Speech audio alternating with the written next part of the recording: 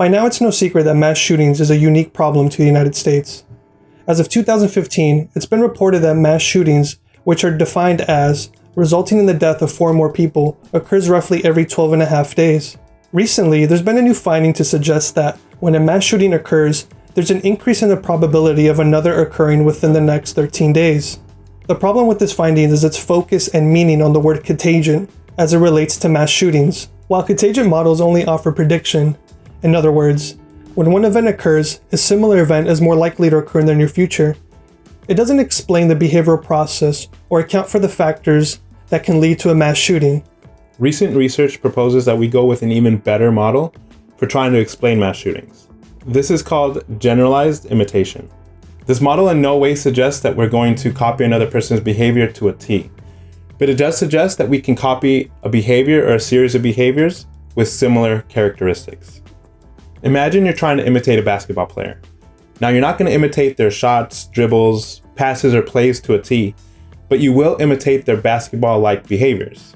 Generalized imitation explains how, as observation increases, the more basketball-like behaviors you'll display. So what's the connection here to mass shootings or mass shooters? First, we should understand that media, which includes legacy, social, and new media, has a profound effect on our ability to engage in imitation.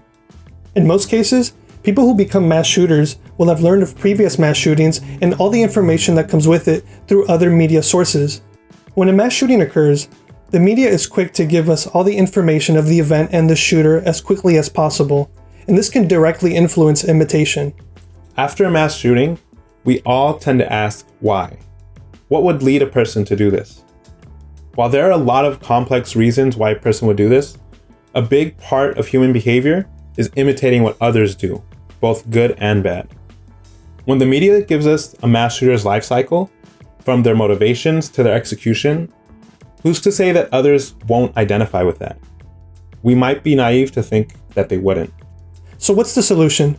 Well, there isn't one sole solution, but research suggests that less media coverage on mass shootings is a promising start. For one, the World Health Organization, along with the Advanced Law Enforcement Rapid Response Team, has created media guidelines for responding to mass shootings. You may have heard of the campaign Don't Name Them. This campaign aims to decrease the likelihood of imitational mass shootings from occurring. They do this by minimizing naming and describing individuals involved in mass shootings, limiting sensationalism, and refusing to broadcast statements or videos made by mass shooters. Another strategy is suggesting that news media outlets do not go in depth about a shooter's motives. For example, stating that a shooter took revenge after years of loneliness and depression may only entice others with similar experiences to view a mass shooting as one possible option for those years of loneliness and depression. There's also the issue of how often news media reports on mass shootings. With more coverage comes more attention and notoriety for the shooter. On that note, the media should really avoid sensationalizing and only present the facts, because the way facts are presented matters. And lastly, we should avoid dissecting how a shooter executed an attack.